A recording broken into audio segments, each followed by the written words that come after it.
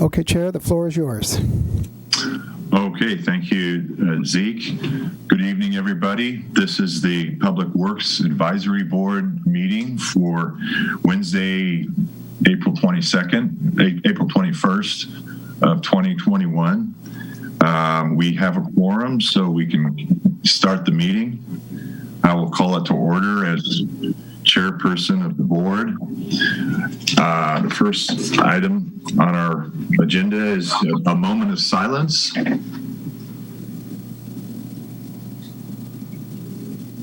After which we will now do the Pledge of Allegiance. I pledge allegiance to the flag of the United States of America and to the republic for which it stands, one nation under God, indivisible, with liberty and justice for all.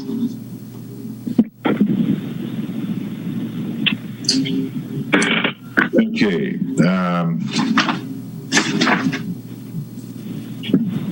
For those of you in the public who are listening either on TV, Zoom, or telephone, there will be a moment. There will be moments when you will be able to input and ask questions. I will indicate those as we come to them. I guess the first order of business, are there any board member announcements or presentations by members of the board? Yes, I'm going to want to talk a little bit about the pavement management plan and some of the issues I've seen over the last few years, but we can do it during the director's report. Okay, pavement management. Yep. Ian or Doug? Okay. Anything, Doug? I'm getting hooked up here. I'm getting hooked up. Well, no, I'm just, of course, following what's going on in Quintana. Very exciting. Yeah. I'm sure Joe will tell us more about that. Good. And I think this is a moment for any public comment to be put forth. Is that right, Janine? Well, we do have an item after the board member announcements and presentations for staff recognition, and I believe Joe had some staff member that he wanted to recognize at this point, and then we'll take public comment after that. Okay, thank you. Go for it, Joe. Good evening, board members. Yeah, tonight I'd like to recognize one of our utility staff members, Robbie Victor. Robbie is a lead operator with the utilities department. He oversees the collection system. But over the last few months, he has actually been performing double duty. We asked him to kind of step up and work directly with the contractor for the conveyance system, Anvil Contractors. So he is the primary staff contact, working directly with the contractor and our project management staff from Corollo, as far as coordinating the efforts of in the streets, as far as where they can dig and where our water lines are. It's definitely a huge undertaking in addition to his normal duties, and he's doing that all while having a new baby girl at home, which I'm very excited to have another member of our Morro Bay family. So very exciting times for Robbie in his personal and professional life, and he's doing a great job. So I just wanted to recognize his efforts. Excellent. Well, congratulations, Robbie. And I'm wondering, Janine or Scott, did you want to mention the new Public Works hire that took place? I don't see that on the agenda, but Yeah, I was going to bring that up under director's report. I didn't have time to sneak it in. I did send the PWAB group the press release that went out. Gosh, I guess it was a couple weeks ago. So I can give that update at that time, or I can do it now. Okay. Other announcements, if you prefer to wait, that's okay. Okay, we'll do it at the director. Thank you, Tor. Yeah. Okay. Are there any members of the public who would like to comment at this time or make a statement? And Zeke, if you let me know anybody's raising their hand or otherwise trying to say something, No, please do. at this time, there's nobody that is raising their hands or stepping up to speak. Okay. Okay, well, I think that means we go to the consent agenda, item number A1, which is to approve the minutes from the meeting in February 17th of the PWAB board. We did not have a meeting last month because of a lack of a quorum, so the last meeting was actually in February. So there is the meeting minutes appended to our packet of information if the board members could review that. And please let me know if there are any amendments or corrections to the minutes from the last meeting.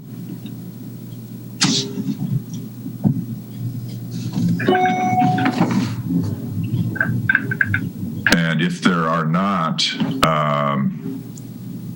is there a motion to accept the minutes as they are?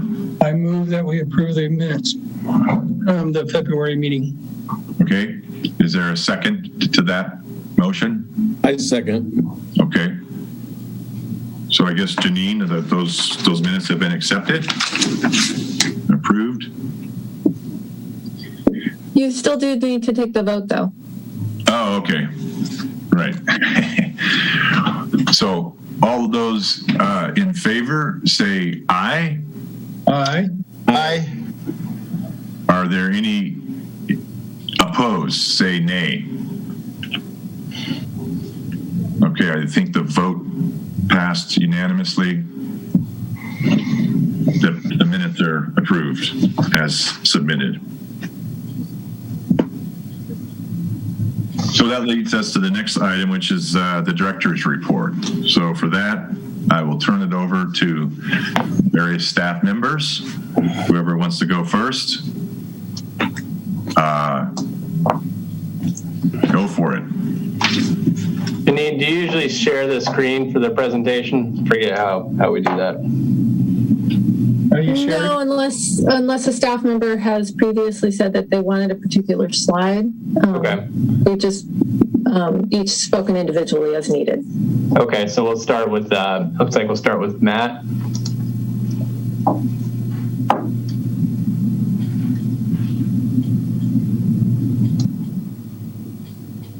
All right, good evening, everyone. Matt Bishop, Maintenance Supervisor, Acting Maintenance Superintendent. Hope everyone's doing well and staying healthy, first of all. One thing I just wanted to mention here before I move on to the page 4 of the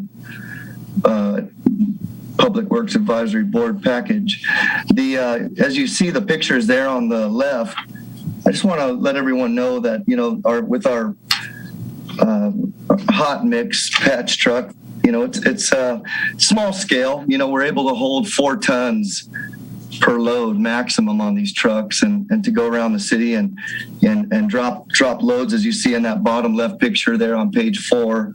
And it's all handwork, so we don't have the fancy street machines and the big equipment to get out there and do these large scale repairs that we would like to do. So I just want to, as I go down the list here on some of the projects that we've recently done, you can see that there's only 4 tons per line.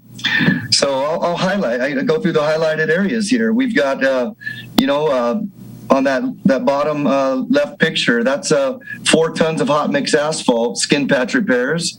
Our crew has made on the 1100 block of the Embarcadero at the public parking area. and also took some of the rest of the load over to the parking lot entrance at the Rock. So might find a smoother entrance as you drive out there. Up in the top left corner there, that is Andros Street. There was 4 tons of hot mix asphalt skin patch repairs made out there on the 200 block of Andros, and then took the rest of it over to the 400 block of Oahu. Just below that on the list is we installed some new street signs at Beachcomber and Luzon, new stop sign at Ridgeway and Kern. Coming down a little further on the list is we installed 50 feet of split rail posts and fence where the bank was being undermined over there near South Morrow Creek. Getting into a couple more loads of asphalt, we were able to drop 4 tons of hot mix asphalt skin patch repairs at Sicily in Maine, the 300 block of Yerba Buena, 3300 block of Tide, and then Yerba Buena and Tide intersection. Panorama and Panay, Panorama Renelle, and that also we repaired a berm out there. 4 tons also was skin patch repairs were made at the Embarcadero boat rent station, where there was a low spot there for years. Those boaters out there were surely happy that day. Pacific and Morrow and the 400 and 500 block of Kern. So moving on to the next page, going to page 5, a little bit of parks projects and good stuff happening out in the parks for sure. Lila Kaiser, on the left picture there, you'll see the new parking lot pole LED lights, and staff went ahead and wired the electrical and got them working. That was actually an incident that somebody ran over the light and we replaced it. So over off to the right hand side of the page, you'll see let's stick with Lila Kaiser. Replaced and painted broken wood boards on the east ball field bleachers, and also secured a fence frame, all the pipe and fittings on the east ball field. Then rolling down to Centennial, as you see on the right hand side of the page there, we repainted 2 picnic tables, 4 game tables with seats, the 5 benches on the property, and the park sign. Replaced all the rusty hardware, so that was a good improvement. The actual checkerboard will be replaced as well coming up. Staff is working on that with plexiglass covers. Out at the Cloisters, we cut back shrubs along the West Dunes Trail to widen the access. And we went ahead and installed and tractor graded about 77 tons of red rock along the shoulders from Indigo to Emerald Circle. And that also secured up the fence, some exposed fence footings that were out there while we did that job. Moving into the trees and vegetation,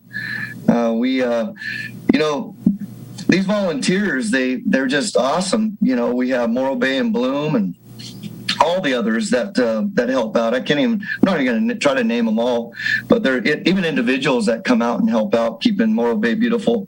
But they're constantly leaving us piles around town from all the work they do. So I just wanted to say, first of all, thank you to the volunteers, all of you. We just go around and pick up and haul away several vegetation piles. So kudos to all of you. We also have cut back in-house. The maintenance crew has cut back several areas of ice plant that have been, just a very intrusive ice plant. Off the curb of Beachcomber from Java to Mindoro, the hillside handrail on Beach Street from west to front, the bike path near South Morrow Creek, and that's just an ongoing deal. So we're moving over to page 6 now. A couple of the facility highlights that I'll go ahead and mention. The police department, we prepped and painted the detective's office and doors, harbor restrooms, replaced broken tiles in the men's shower area. Also, maintenance crew has done over at the Rock Restroom. This was a big one. This was, we went ahead and installed a 2-inch water isolation valve on the men's side, relocated the urinal vent pipe, raised up the flush valve, and replaced the old urinal with a new one, sensor, low flow sensor urinal. So that was nice. Installed the new sensor hand dryer in the women's restroom to replace the old one. Community center here removed old roof patch and flashing above the kitchen due to the roof leak years ago, and chased this one for several winters, 3 of them. Hard to detect where this was coming from, so we removed a bunch of edge flashing, prepped the area, siliconed it, stucco patched the rough areas, and primed and painted. So it's all back to shape, and hopefully we solved that problem. The Dunes rental, we prepped and painted interior walls and door trim throughout the entire house. Crew worked probably, I'd say, 4 full days on that paint job, and a lot of square footage. So kudos to the guys out there in the maintenance division. They also sanded the kitchen floor and put a couple coats of finish. So just to sum up a few of those, those divisions. And if you have any questions, feel free to ask. Yeah, I have a couple of things that popped up. Do you recondition the subgrade before you put down the hot patch? We certainly do when we do the dig outs. We a lot of times when they're the hydraulicing surfaces with the trash trucks and all the rest of the larger kick-ups on the asphalt that you see around town, we'll dig those out and we'll put 12 inches of base with geogrid on the bottom and redo that subgrade. Correct. On the skin patches, we'll go ahead, and they're not the hydraulicing areas. Those are ones that their surface cracked, as you saw in those pictures. And those ones right there, you'll see us just prepping the areas, digging out the cracked asphalt, and then we'll go ahead and skin patch those low areas. And those hold up really well if they're not hydraulic. Okay. Another question is, there's a sidewalk on I live off of North Main, so I've noticed things. There's a sidewalk at North Main at Hill Street on the southeast corner there. Well, the sidewalk on Main is just about completely covered with the vegetation from that little mobile home park vegetation there. Who handles getting the property owners to actually maintain their property when it's becoming a nuisance? That one, I believe, I'll look into that. I want to say that we would talk to the code enforcer for stuff like this, that if it's private property or if it's drive approaches. Yeah, well, it's a vegetation for that little mobile home park, and they put in some plants are really enjoying the sun, and so it's growing out just about covering a 4-foot sidewalk. So I'll look into that, John, and get back to you. Okay, and then I had another question. Where I live on Las Vegas Street, we've got a local neighbor who parks there at the corner, and he's beginning to interferes with the corner sight distance for traffic safety. Who would I leave a message with to take a look at that? Because what the guy does is he pulls right there, and because it's as close to the house as he can get, he parks there. And under what I understand is they're supposed to have like 20 feet of parking there at a corner, but it's not marked. And I was just wondering what the process is to get that addressed. Makes it interesting to pull out. Oh, yeah, no. We definitely want to go ahead and take care of those problems for like the sight distance issues. I would go ahead and go to the code enforcer on that one as well. Okay. And are they police or is it public works? It's through the community development, I believe. Okay. Yep. Yeah, so that's a vehicle violation. So PD would is it PD? Handle that. Code enforcement doesn't have a way to cite under the vehicle code. So police would cite for that. I don't know if we need to cite for it other than just maybe leave them a note. Paint the curb red. So I don't know that the curb under the vehicle code needs to be painted red within 11 feet of a corner. I believe that's in the code, and it doesn't need to be painted red. Yeah, I'd rather a neighbor got just a friendly reminder that no, it's not legal to park there, rather than to. I think they'll use their community volunteers to issue a warning first. Okay, I appreciate it. Thank you, Rob. Thank you, John. Thank you. That's all I had. Any other board members have questions for Matt, Ian, or Doug? I don't. Just great job on all the work. That's all pretty much from me. Thank you. Yeah, Matt, good job. Sounds great. Thank you. I'll pass the word. Yeah, it looks good, Matt. A lot of work, a lot of different things you're doing. So thank you. Appreciate it. So Janine, I guess you're up next. Yes, we have transit and trolley. And so the Council of Governments at their board meeting in April, they approved grant applications for the upcoming cycle of Rural Transit Fund, and State of Good Repair, their discretionary grant that they have. The city had applied for 3 different grant applications. We were awarded for 2 of them in the Rural Transit Fund section. One was for the acquisition of an automated fare collection system on the transit vehicles, and the second is for the development of our zero-emission bus implementation plan. So we'll be able to start doing work on those as early as July 1 of this year. And then moving on to funding, we have the Phase 2 Coronavirus Aid, Recovery, and Economic Security Act, or CARES funding. We did get a second phase allocation of a little over $191,000, and that's for operation expenditures in this fiscal year. So we're starting to put together a reimbursement package to submit to SLOCOG for the first 3 quarters of this year. And then the fourth quarter monies will carry over into next fiscal year, as they're going to pay off of the actual expenditures as opposed to what is anticipated. So we'll do our fourth quarter reimbursement package in the first part of next fiscal year in July or August, once all of the invoices have been paid.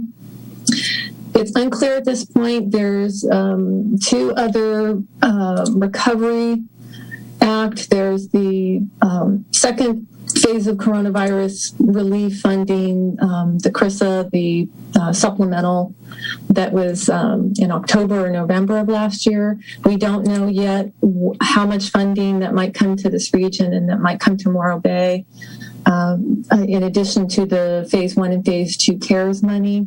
And then there's also the American Rescue Plan funding as well that was adopted earlier this year.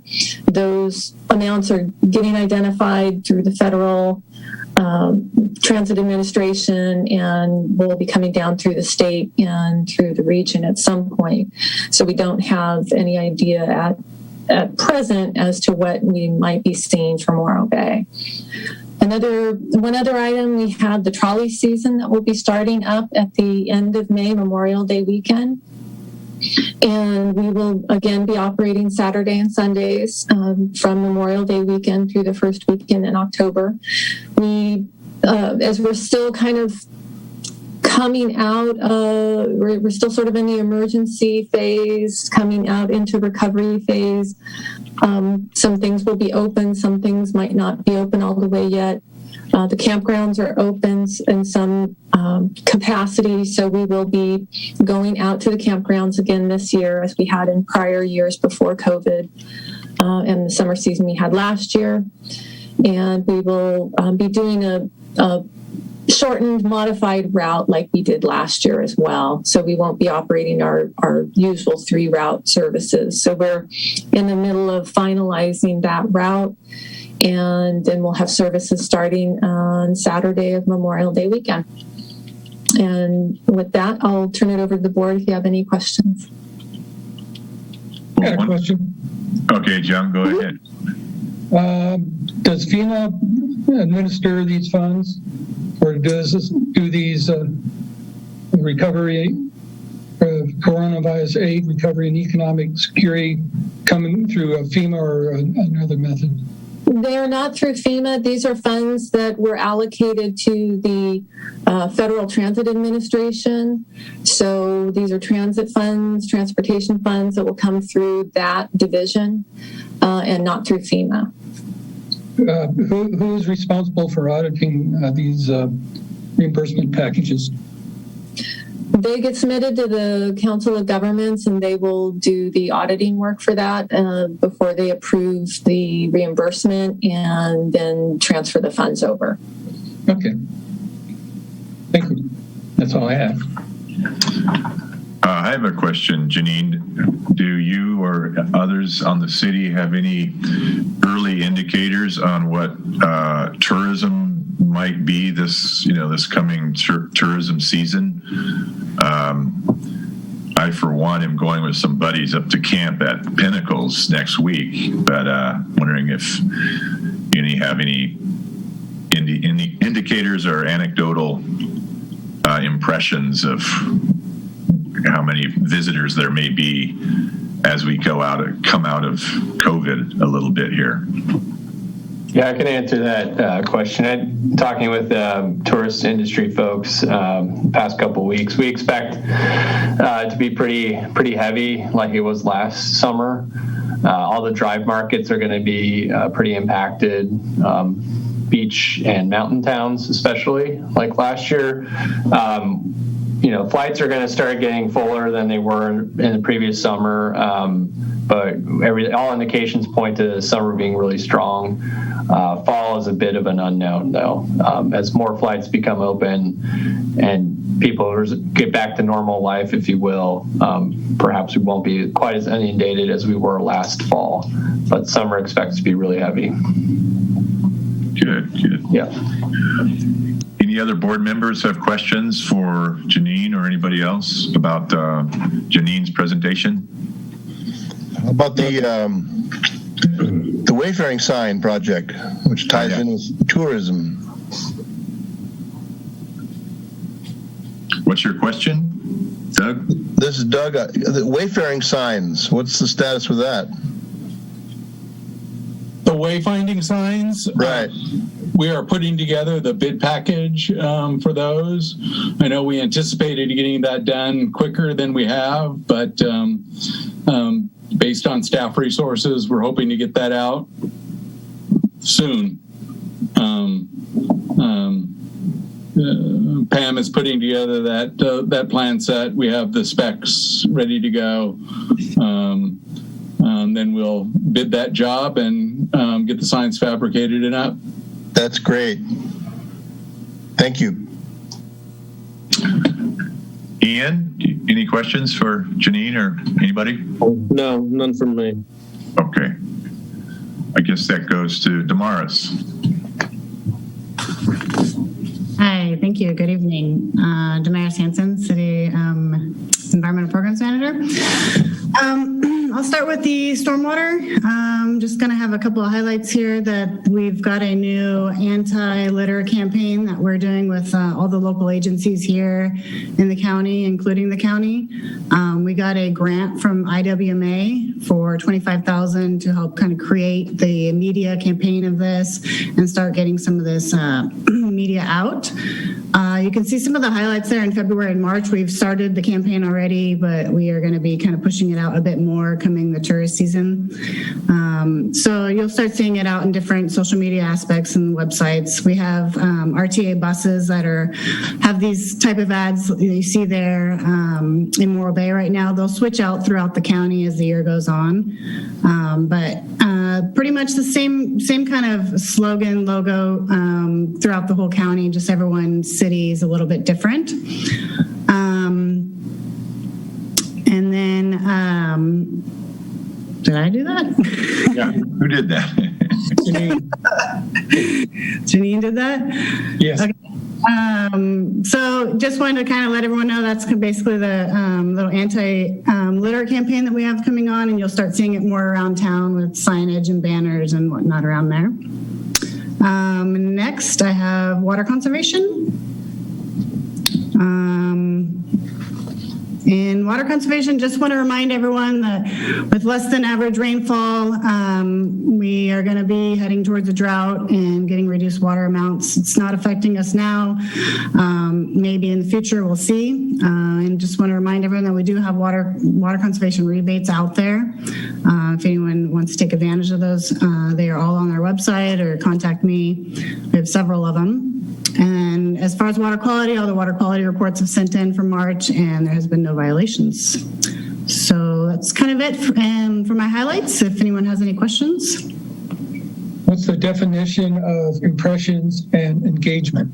Yeah, so it is the amount of time. So a lot of these things are put on Google Ads and stuff. So it's the amount of times that people saw the ad, or maybe they clicked on a website, or they clicked on the video and watched it. So it's and with the bus ads, it's potential how many times people have seen it. Okay. Any other questions for Damaris? Yeah. All right. Well, thanks, Damaris. Thank you. So the next thing looks like water operations by Joe and Damaris. Okay, so so water in March, we had a pretty standard month. We replaced 3 service connections. These are just old lines going to the meter of residents that were essentially just wore out. They were past their useful life. And we installed only one new service line on Dune Street. Other than that, we had a pretty low-key month of March as far as just the water distribution. One thing that I do want to highlight on water is basically we have what's called altitude valve, basically at the end of Errol Street. This is the street next to Taco Bell, Mission Linden's on it. It kind of backs up into the Silver City mobile home park there. Oh, yeah. So we have just a valve there that actually modulates, that sends water from our King's tanks on the south side of town to the tanks on the north side of town, essentially the Elena tanks. Well, you can see at that last picture, you can see some power poles back there.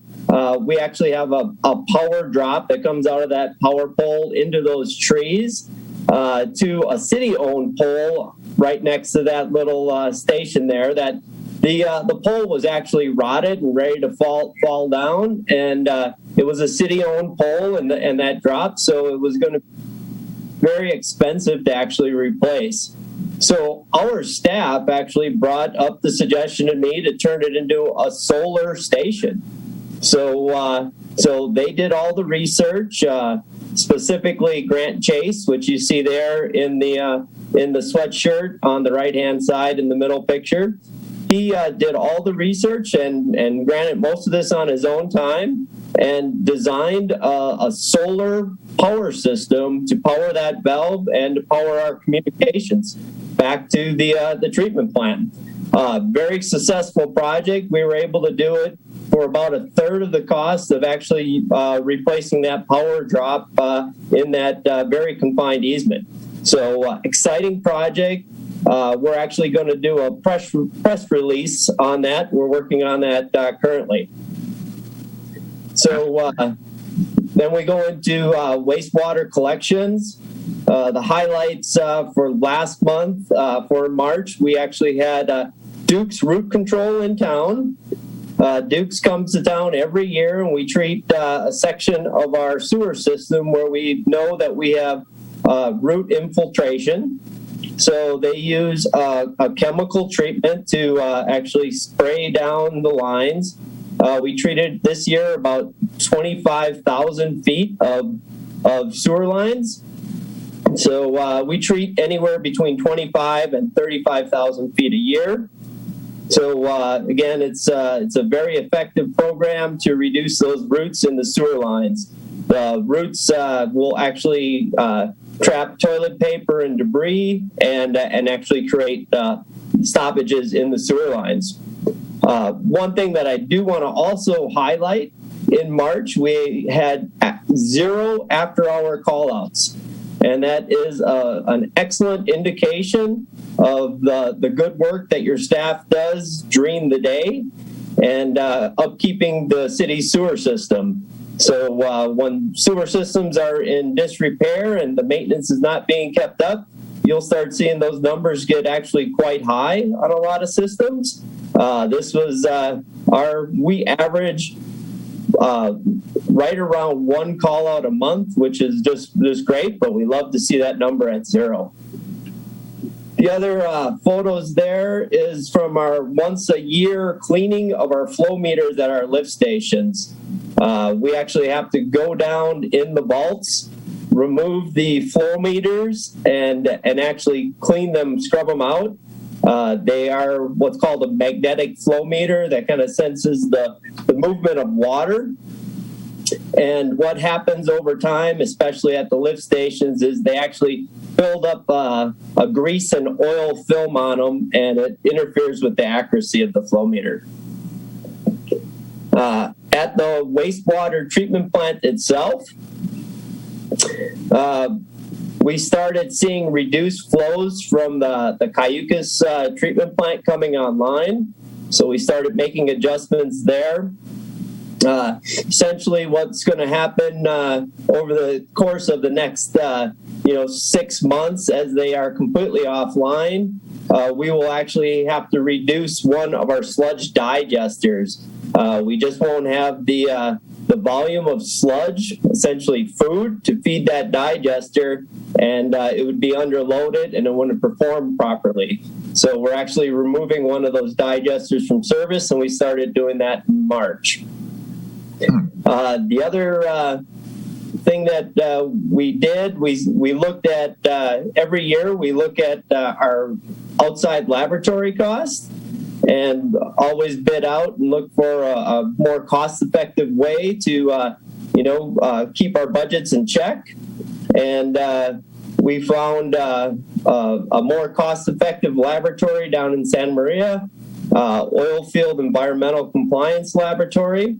So what we did is we actually split samples between our current one and the new laboratory to make sure everything was, in check, and they had their systems down, and we switched laboratories. Again, strictly for budgetary reasons, to make sure that we're, getting the best value for our dollar. Excellent. So that pretty much concludes the utilities report. I'm happy to answer any questions. Sounds great. John, you have a question? Yeah, actually pretty simple. What you said you investigated and resolved 6 potential water leaks. Were they actually leaks, or was it something else? And was it in mains or services, and before or after the meters? What was the divvy up of those leaks? Yeah, so that's a good question, and I don't have the details in front of me. We take that right off of our CityWorks program of how many calls that we actually go out on. I can tell you it is a combination of service leaks that are on the customer side and some that are on the service line going to the meter. I know that we had no mainline leaks in March. Okay. So it's between the main line and the customer's line. So it's probably a combination of both, but I don't have the exact number in front of me. I just wondered if you had an idea. Thanks. Any other questions for Joe? Ian? Or No, none from me. Doug?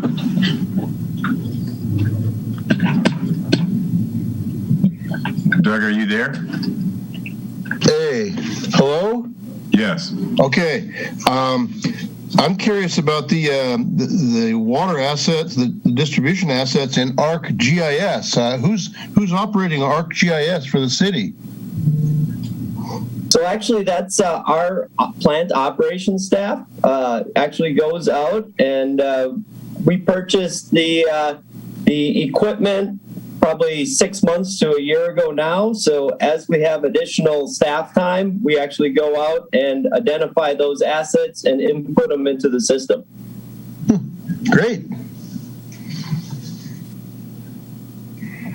Yeah, ArcGIS. That's a good product, software system, GIS system. Any other questions for Joe? Okay, so where are we now? We go to Rob, Engineering and Capital Projects. Good evening, Mr. Chair, board members, Rob Liebig, City Engineer. We'll go through the capital projects first.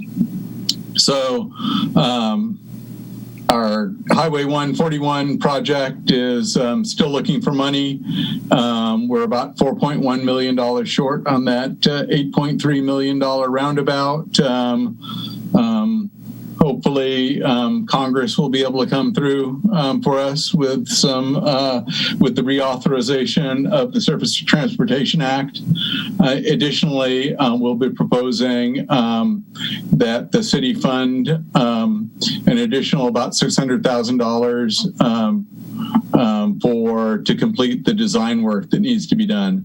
We did execute a contract with GHD to complete the environmental a revision to their contract, complete the environmental. Caltrans is requiring some field testing for archaeological resources out in that area, and there's some revisions that Caltrans determined that are needed for the preliminary design. Our favorite subject, pavement management. As you know, we did no work in 2019, 2020, and we were holding off on doing any work in this year till the very end of the year. We'll likely work with, we're bringing on a consultant to help us get through these projects, since there's only two of us in the engineering section here, to put out a set of plans. It'll be the project that we have talked about before, the hotspot repairs on Main, South Bay, and our other collector and arterials. We'll follow it up next year with going back to our sealing projects. Our Nutmeg pressure zone fire flow improvements, Cannon is still working on that. We'll be meeting with them next week to discuss some alternatives that they've come up with, mainly due with the elimination of the Elena tanks and moving that storage into Nutmeg. And so we can eliminate a couple of smaller tanks a little bit further down the hill, clean up that site a little bit in that neighborhood. We have another water project, some corrosion, metal repairs, quite a substantial project, about a $2.75 million project at the Blanca and Kings tank to replace and coat the tanks and appurtenances there. Our collection system repairs, design is still underway. We anticipate getting final plans within the next few weeks, and then design to be completed probably before summer and go out to bid this fall with that project. It's about a 90-day construction window. Cannon is thinking we can have all the work done on that job prior to Thanksgiving.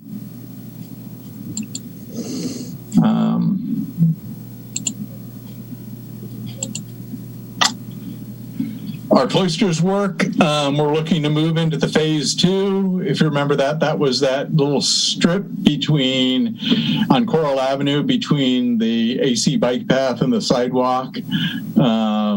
we'll be designing some sort of low maintenance cover there. It's really not a large area and probably too small to landscape. So we're thinking hardscaping through there. Really no change on the Sequoia storm drain repair or replacement. I haven't had the resources available to get into that to any substantial means. The Laurel easement storm drain between Koa and Juniper have met a couple times with Canon. We have them on contract to do some of the design work for the first phase of the repairs there. We're estimating about $125,000 for that phase. They are talking with several contractors to get a sense on how fast we could get that work done and whether it's best to line it or replace that. We have a couple of local contractors that think they can line that section of pipe cost effectively. So talking with them. Directional sign program, still looking to get that out to bid soon, hopefully with the infusion of additional help in the engineering department. We can get that out by May 1st. Working with Matt on the Coleman Restroom demolition and reconstruction. He's gotten at least one quote for demolishing the structure at about a little under $17,000 to take that building down and deal with the asbestos in the building and haul that away. Then we'll be looking for to complete the Prop 68 grant application and construct a new restroom there. The transit hub, which we've looked at previously, engineering will be assisting in putting that RFP out for design services as soon as we have resources free to do that.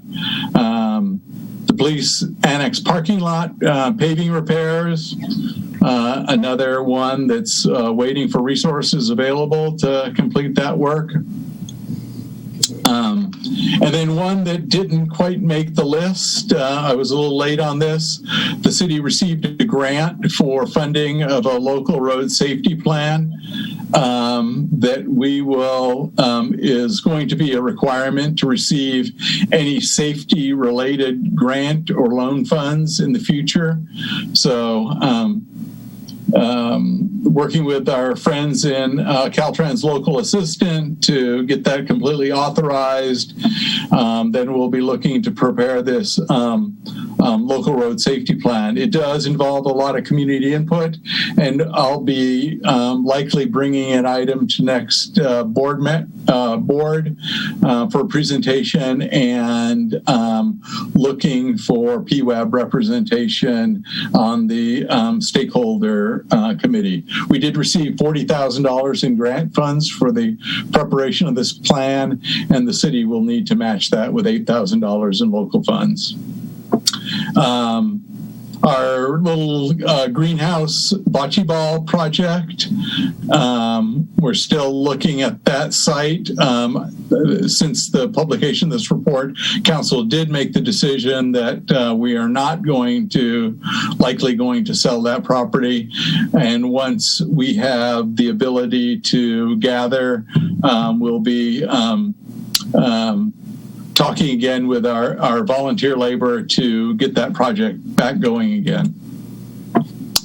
As John requested, as you can see, the impact on city infrastructure for our development review projects is not on this list. Haven't been able to put that together yet. In general, it's installation of perimeter improvements mainly, curb gutter and sidewalk, where sidewalk is required in our commercial and areas and on our arterial and collector streets. But for the most part, it's on a home subdivision or a home development project. It would be construction of a driveway approach, a sewer lateral, either rehab or new installation, and a water service. On a more sophisticated project, for example, one of the hotel projects on Atascadero Road, they'll be installing new curb gutter and sidewalk along the Atascadero Road frontage, undergrounding the overhead utilities there, and then participating financially with the upgrade of the sewer main in front of their project. But I'll be happy to go into some of those in detail if desired. The WRF project, as people may have noticed, we've actually started work on the conveyance system now on Lower Quintana Road, started trenching down there. The 2 lift station sites are under work now. I believe the sheet pile has been installed, the lift station Pump Station A down by the existing wastewater plant. And they're moving towards Pump Station B, which is next to Limos. The dewatering pipeline has been installed there that goes through an existing culvert and connects into a manhole across the street. The latest addition to the project website is an interactive map with the aerial photo underneath it. You can click on, I have the screen grab from that. You can click on various sections of the pipe that will give you more details on when construction is anticipated for those various segments. That concludes my summary of engineering activities, and happy to answer any questions. Questions for Rob? Let me just go down the line. Ian, do you have any questions for Rob? I had just one question about the police parking lot repair. Yeah. Is that being kept in-house? Are we doing the repairs? Likely it's going to cost more than what we can actually do under a force account. It will have to be bid out. Anything over, the city participates in the uniform cost accounting under the Public Contracts Code, and anything above $60,000, well, we need to go to an informal bid process. We can no longer use our own forces to do that work, even portions of the work if it's over $60,000 for the total scope. And so that includes, like, because I guess it says the repair from the crane. So yeah, so the contractor that set that little coffee shop will be financially participating for that portion of the repair work. Very good.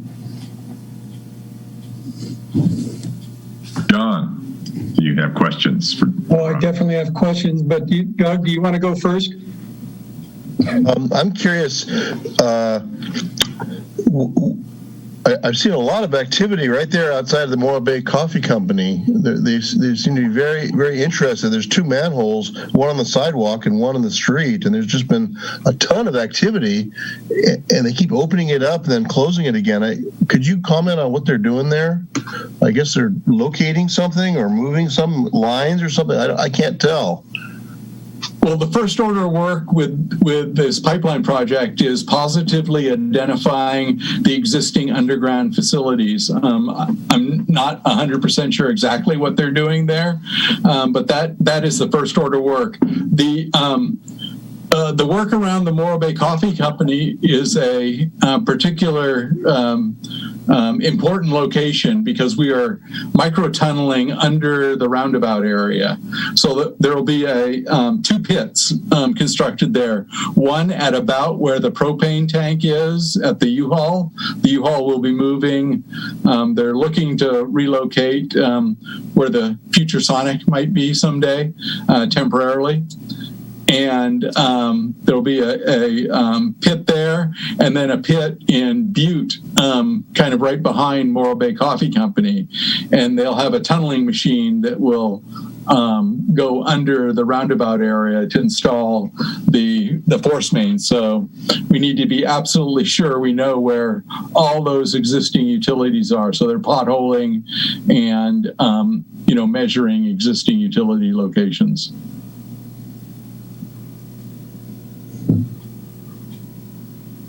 Any more questions, Doug, for Rob?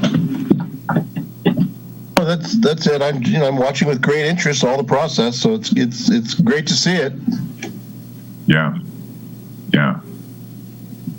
John. Oh, cool. How big was the Indian Village at First Highway 1 and Tascadero Road? Yeah, good question. That's really not for public consumption. The archaeological details. Okay. I guess you have to be an archaeologist to know that. Okay. Caltrans is making a revision in response to the findings from that archaeological. They're looking to do the next phase of archaeological investigation. Sometimes you can proceed with a project based on surface exploration and record search, but we actually have to do some sampling to identify or try to identify the limits of the archaeological resource there. And GHD subconsultant SWCA SWCA is tasked with doing that work, and that'll all input into the environmental document, both the state and federal, because there is some federal funds involved. So we have the privilege of going through the NEPA process in addition to CEQA. Right. Well, I always enjoyed finding Indian villages. Pavement management. Well, just one question: the EIRs on those be publicly available at some point? Yeah, they'll need to go. So likely not an EIR. It'll likely be a negative declaration process. Would probably be a FONSI finding of. John's going to help me with what FONSI stands for. Finding of non-significant impacts. Yes, and then likely a mitigated negative declaration on the CEQA work. So the CEQA document and coastal development permit will be run through our planning commission at a public hearing. So a very public process to permit this project. It will be painful. Pavement management. One of the things which when I noticed that the police and fire department got the Prop I or whatever extra funding we would see this year to keep people staffed. The Measure E funding? Yeah. And so one of the questions I've got there, is there a list of unfunded requirements that the city keeps? Only for, we've not developed a facility plan for most of our general fund infrastructure. Streets, we have a planning level estimate based on the pavement management plan and modeling that we've done. We could spend upwards of, $3 million a year to kind of stay where we're at with pavement work. we don't come anywhere close to that. But as far as facilities, parks, and the rest of the non-utility infrastructure, no, we don't have a good handle on that, with the exception of storm drain. Storm drain work was included in the One Water Plan, and that comes in at about $13.6 million of needed improvements over the next 20 years without a dedicated funding source. Okay. Scott, I was wondering, is there a process that the city can use to at least track these unfunded requirements? Well, we're going to be talking about that as a focus for next year. Measure E's passage, as we discussed with the Citizen Finance Advisory Committee yesterday afternoon, provides us some more latitude to begin investing in other things beyond water, sewer, and pavement.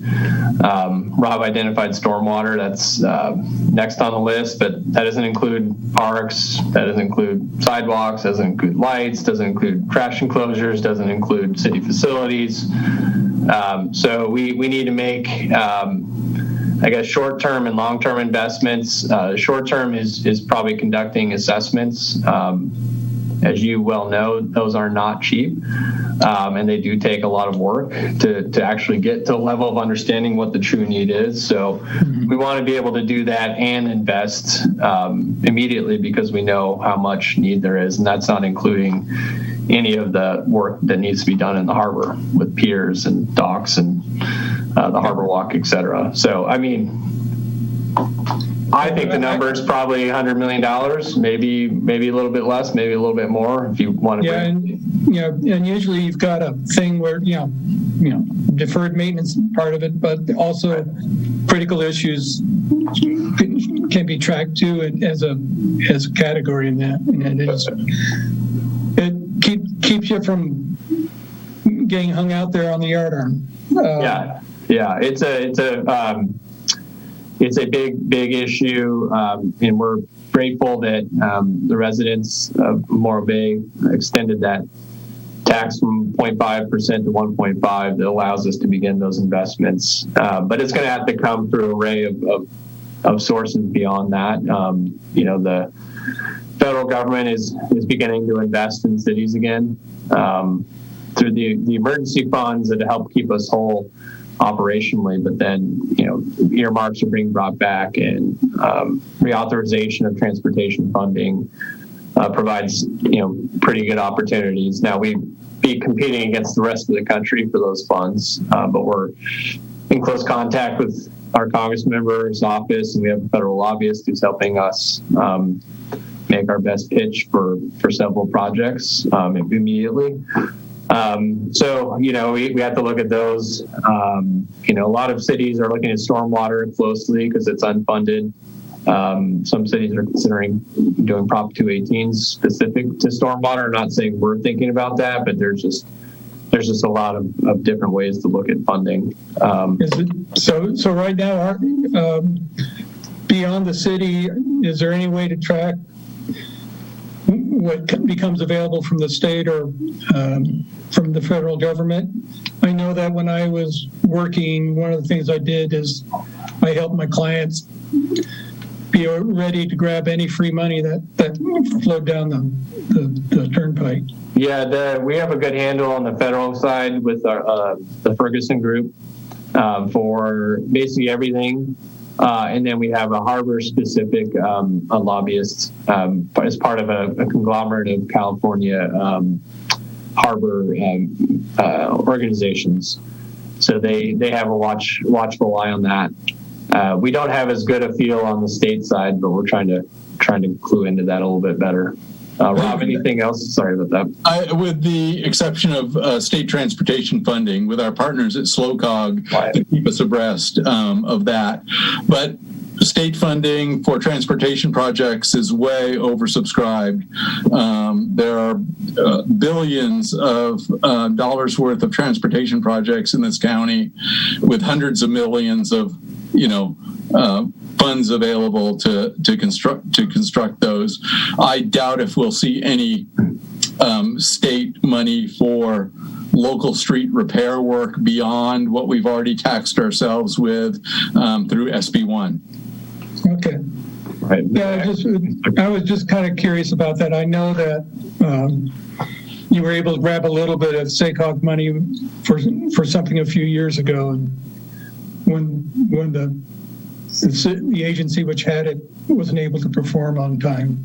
Yeah, that's how we funded the bike bridge over Morrow Creek. Was Jim Green bike path wasn't ready to go, and they had byways money associated with that project, and we also had a byways application that we were second on the list for, and when they couldn't perform, SLOCOG helped us make the pitch for that byways money should go to the Morrow Creek bridge and bike path. Yeah, well, that's the sort of thing if you've got at least one or two projects where you could bring it up, you might be able to collect a little bit of funds, even if you have to pay back. That's the point that I was trying to impress upon CFAC yesterday is if you can't deliver the design work, you'll never have a shovel-ready project that's waiting for funding. Yeah, okay. And this earmarks, is this the money you got for the bridge? Is that what they're talking about taking back from us? Earmarks is a way that individual congressional delegates could fund projects in their districts. They would submit a list. They were given a certain amount that they could submit, and generally they decided which were the most valuable projects and would move forward into the federal budget. Okay. Let's see. So pavement management, it's getting to the point there where I would include on your monthly report a little dot saying we've fallen this much farther behind in maintaining the stuff there, and we're also reducing accelerated deterioration of the payment, so that we've lost some span. Is there any way that you could put a wag on that? Yeah, I can. Our software that we use for modeling gives us at any point in time, gives us some of those metrics. It'll give us such as remaining life left in the city's pavement, what our PCI is at any particular time, how much it's dropped, and in which classifications it's dropped in. What I'll do, John, is I'll send you that graphic that you can take a look at ahead of time to see if that's kind of what you're looking for. Yeah, I want something which the rest of the board could look at and say, okay, and also that the city council can say, okay, we've got this hanging over our head, and I know we can't deal with it now, but at some point it's going to go into crisis mode when we start losing fire engines and potholes. I think it's a pretty simple graphic that we can put together for that. Okay. Let's see. Collection system repairs. Beachcomber, is that the one that's between Paul Creek and Sienna, or is it by the campground, state campground? Kind of by the state campground area. We'll also be replacing the curb and gutter along that area too with this project, because the existing sewer line sits basically right underneath the gutter line there, and we've had some pavement failures there. I've noticed. So Main Street and Tascadero repair or replace. Where's the Main Street? Is it kind of all along it in various places, or is it focused? It's a segment that basically goes from Atascadero Road from just in front of the plant up to Main Street, and then Main Street from Atascadero Road. I believe that project finishes somewhere around Island. Okay. So they're actually going to go and reline it or rebuild it? It's a capacity issue too, so we'll need to put in a new pipeline there. Okay. When do you shut down Main Street? We don't have the final schedule for that one quite yet. So okay. Likely that one will be at least a year and a half out. Okay. One of the things we're looking at is, since we're building a bunch of pipelines in Atascadero Road for the sewer project, the water reclamation facility project, doesn't make sense to have that contractor give us a price to do the upgrade of the Atascadero Road line to. I would much rather tear that road up once and be done rather than coming in a month after the WRF project is finished to tear it up again. Is there a spot for that pipe in the construction they're doing right now? Yeah. There's plenty of room in Atascadero Road there to build all those pipelines. I remember a few months ago you were talking about we had some erosion going on in Morrow Creek by the bike bridge. Yeah. And that we were stopped from doing anything because the Fish and Game had decided that we're not allowed to touch it because of the creek there. Has any progress been made on those discussions?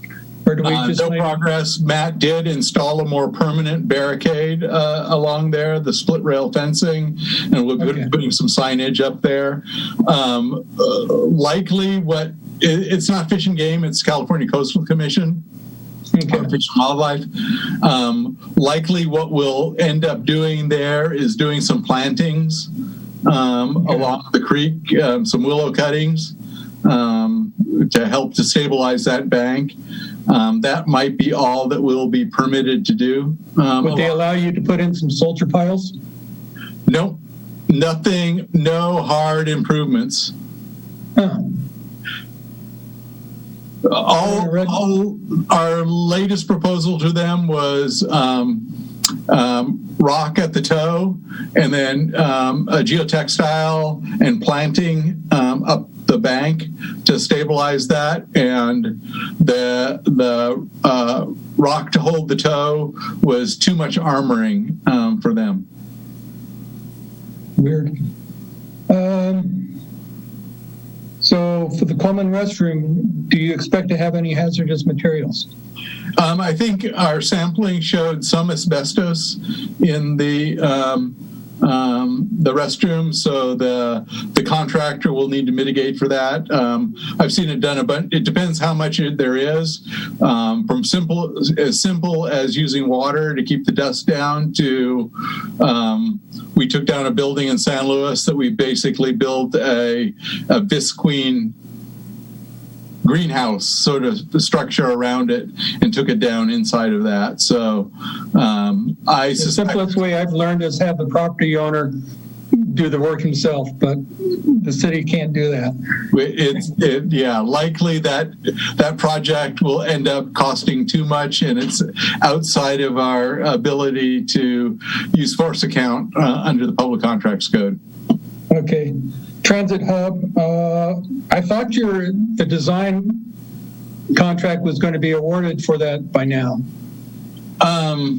We still have some time on that. Maybe Janine can help me with the timing on that transit hub design work and RFP that Pam will be helping with. Yeah, so with our initial schedule, we had some time built in. And so as some other priority projects came in, it kind of bumped the start of that work. So right now we have that the informal RFP for the construction plans, including the contract awards, should be done by April and May. So since we're now getting close to the end of April, we still have the end of this month, and we still have May in order to get that work done. All right. So we're getting close to needing to actually start moving more on it, but some other higher priority projects have for engineering had come up that had pushed us a little bit out in our schedule. Okay. Another item which popped up, the Elena Tank. When you pull down the Elena Tank, is that lot going to be available for potential sale? It depends on what facilities we need to maintain there. Will there at least be a booster station still needed at that location? But I'm not sure how much land will be left there once we're remove those tanks. Okay. And then the last question is another one, 2460 Main Street, conditions of approval. When I contacted the development section or development department about, what sort of street improvements were they planning on doing out there, they told me that they would not tell me. So I'm asking you, when they convert that motel into a health, recovery center site, are you going to be requiring this curb and gutter and sidewalks to be installed? Yeah, that's a code requirement. So yes, they'll have to do curb gutter, sidewalk, new driveway approach along there. Yeah. Okay. Well, that actually for most people around here is more important than what they're going to use it for, because it's not much different than the homeless people who wander around. So appreciate it. Thank you. That's everything I have. Scott, maybe is this the time? Yeah, I have a few updates. Number one, as I sent to you all this press release, I've selected a new Public Works Director, Greg Kwolek, from the City of Pasadena.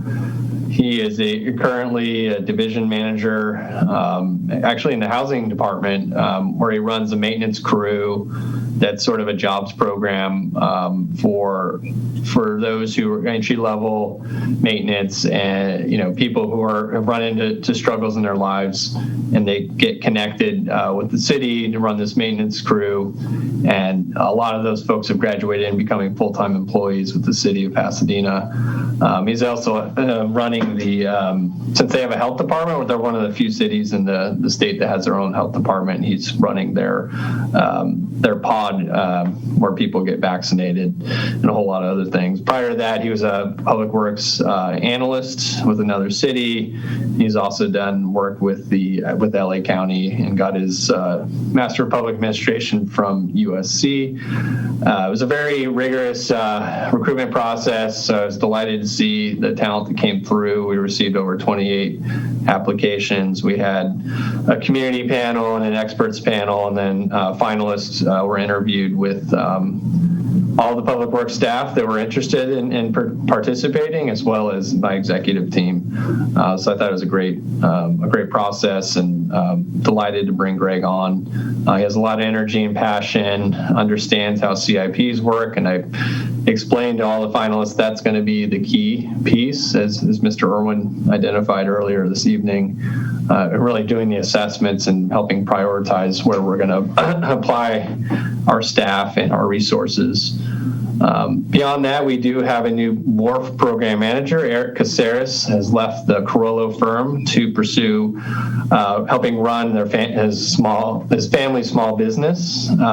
He left the firm in April this month. And Kyle Rohr has stepped in to fill his shoes. Kyle's been with Corolla for quite a long time. He actually has familiarity with the Morro Bay project. He was part of the team initially that helped do the Prop 218 and do the contracting with Black and Beach VLONC and some other activities. So he's hit the ground running about 2 weeks now.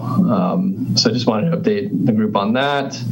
The budget, we discussed briefly the Measure EQ process. Brought that forward to the Citizen Finance Advisory Committee yesterday.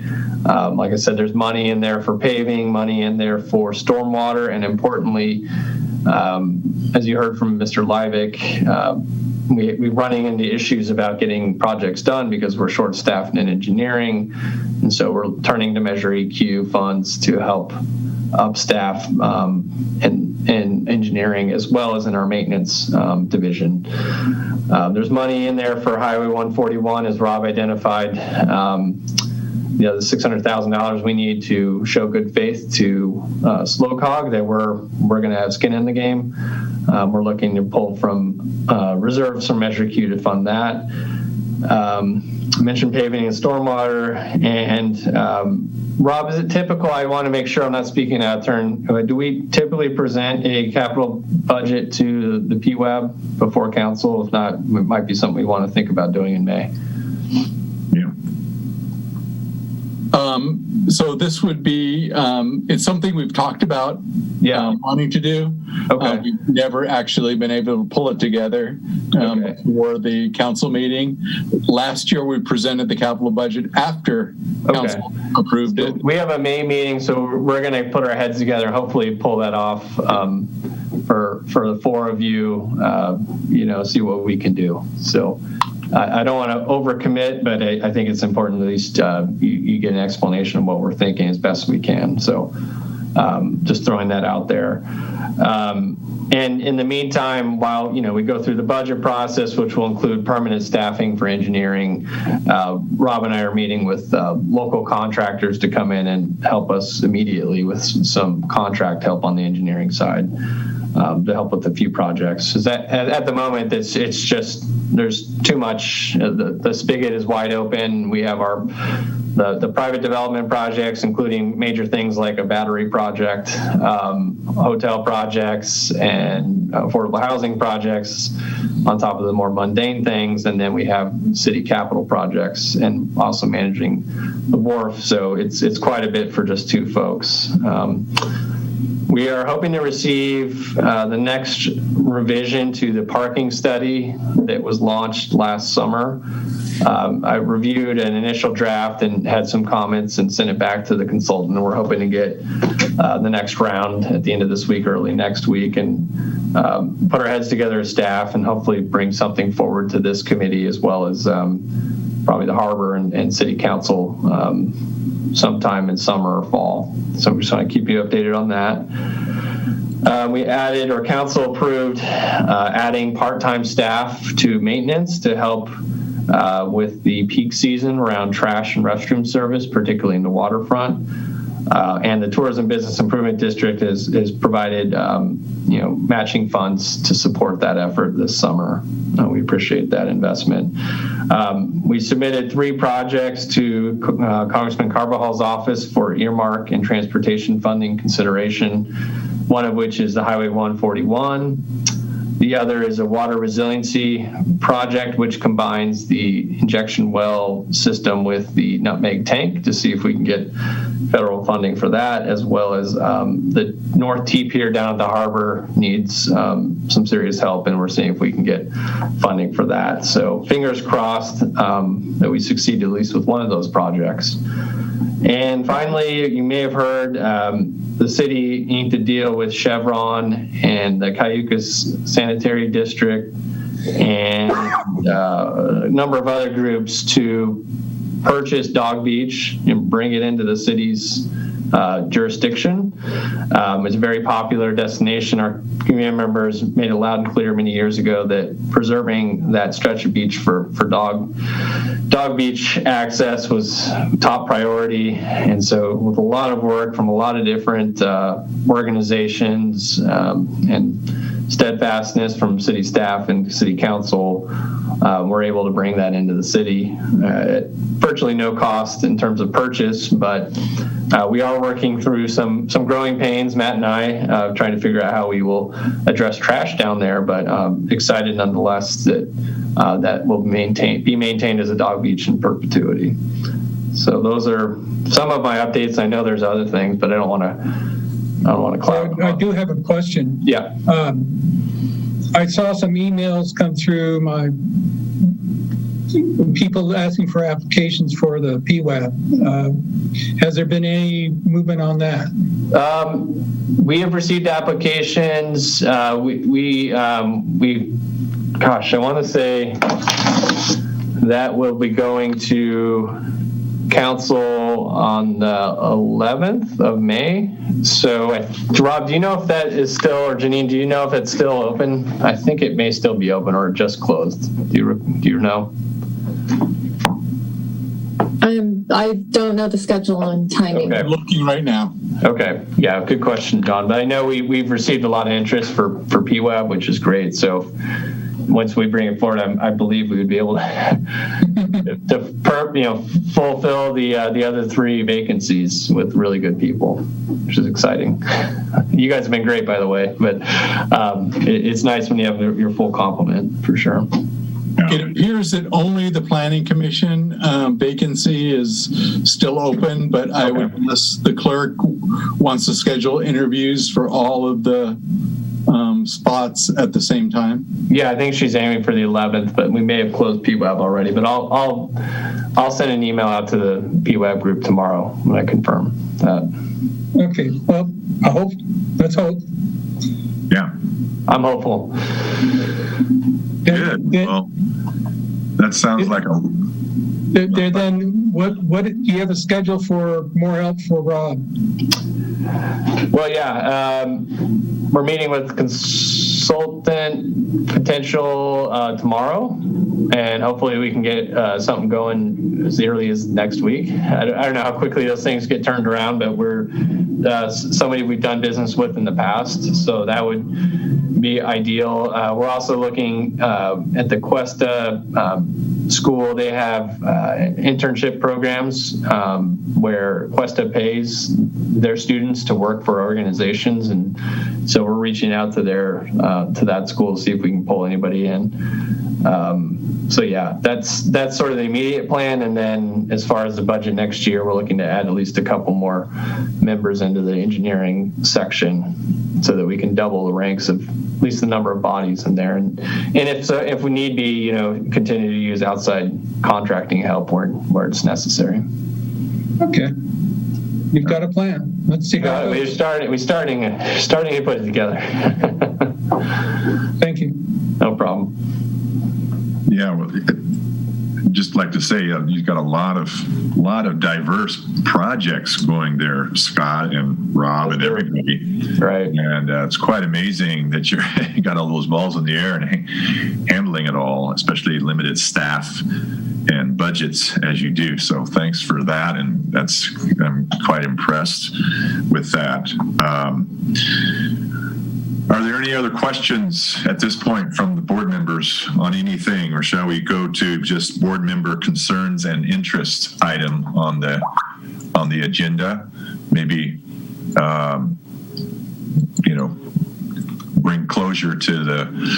start bringing closure to the meeting with that. Yeah. And Tori, if I may, one other thing, I didn't mean to cut you off, but I think we talked about this a couple meetings back, and it may have been something you brought up. We still have the goals process for the city that we want to go through. We put it on hold because of the pandemic, and fingers crossed, we're sort of making progress on that, that we may be able to reinitiate that process once more. And we'll be coming to the individual boards for input to city council in terms of what you think the priorities should be and particular things we should pursue. So we'll make sure that's an item in one of the next few PWAB meetings. These are city goals in general? City goals. So right now we have the 4 goals of fiscal sustainability, economic sustainability, completing the general plan local coastal program and addressing affordable housing, improving public infrastructure, and then enhancing community engagement. And then council added a temporary goal of addressing the public health and economic impacts of COVID-19. So those are the overriding goals, and then we have action items under each of those umbrellas. So the process is to sort of evaluate, are those the correct goals? And if so, do we have the right action items to help achieve those?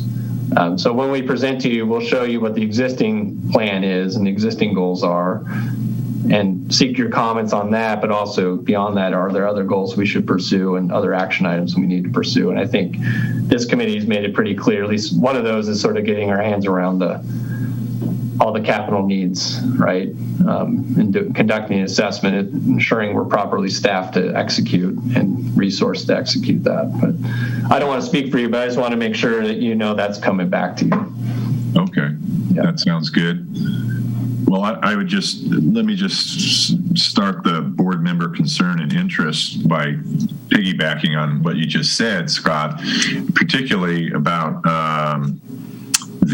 your earlier suggestion about doing a capital budgeting review for the capital, the WRF project, and if that was what your somewhat of a specific focus, particularly to the PWAB, might be. I've been going through, it's been a year now, beginning of construction. We've been spending money. We got the SRF loan in addition to the WIFIA loan. We've had our rates increased, for a year and a half now. So there's revenue collected, there's revenues, there's expenditures made, there's funding from the state, various sources made, or in our credit line, so to speak. And then we've accumulated revenues that have not been spent.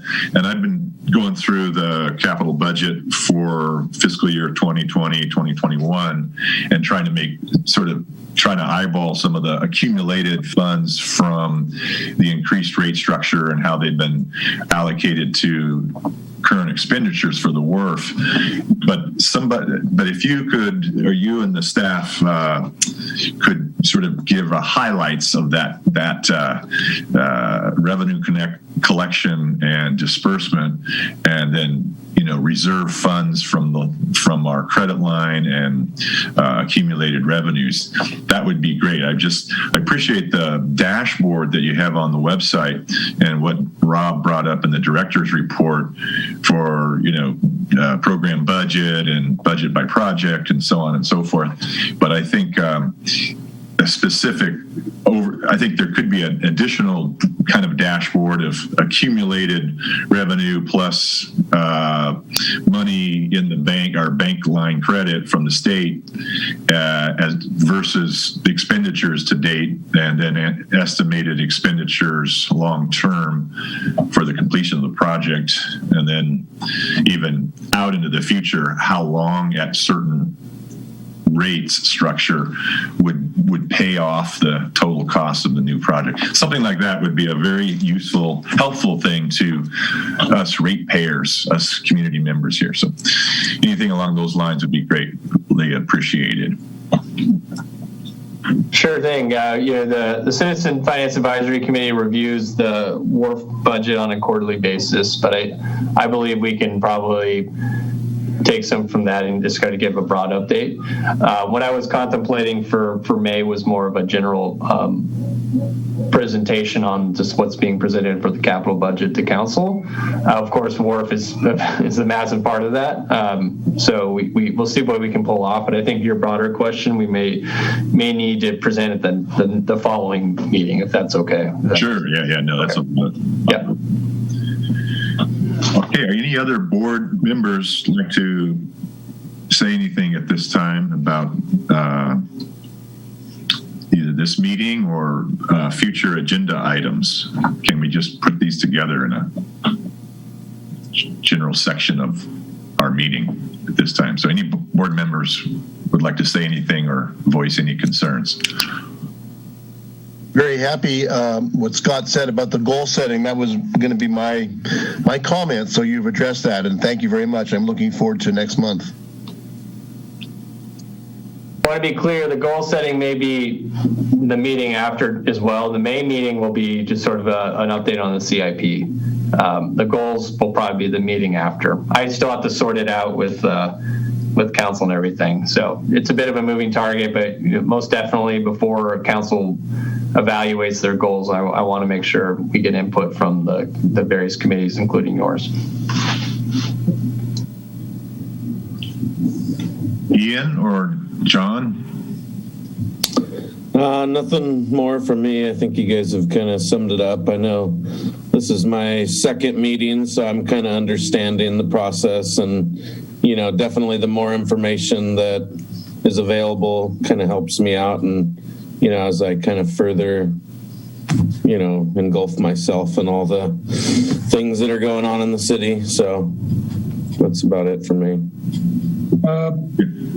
There's the pavement management plan and the one water plan, which could be references unless they're going to be updated a lot in the next few months.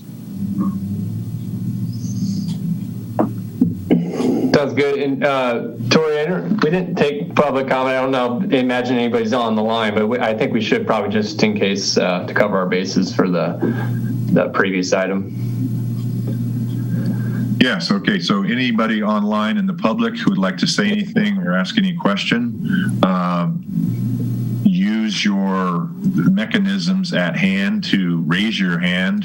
If you're on a phone, there's a way of doing that. And if you're on the Zoom call, you can indicate raising your hand that way.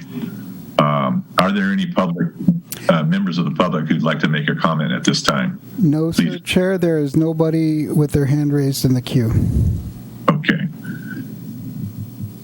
Okay, with that, the next final item is, are there any future agenda items that board members or anyone else would like to make that or suggest that haven't already been addressed? We've already talked about the next meeting and the meeting after for a couple of things, but is there anything else in future meetings that should be on the agenda that you would like to bring up now? Doug, anything?